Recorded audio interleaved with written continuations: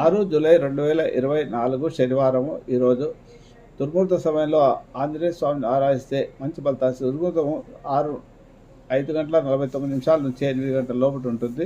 ఈ సమయంలో కనుక మీరు ఆంజనేయ స్వామిని తమలపాకుల వెనుతో ఆరాధన చేస్తే అష్టోత్తరమార్చన కానీ గుళ్ళో కానీ ఇంట్లో కానీ చేసుకోవచ్చు. చాలా సింపుల్ పూజ చేయొచ్చు. ఒక అరటిపండు ప్రసాదంగానే వేధించండి, లేదా వడపాయ చేయగలిగితే చేయొచ్చు. లేకపోతే అరటిపండు పెడితే సరిపోతుంది ప్రసాదంగా, లేదా బెల్ల పానకం సమర్పించండి. దీనివల్ల ఓ టెంకాయ కొట్టండి, సరిపోతుంది.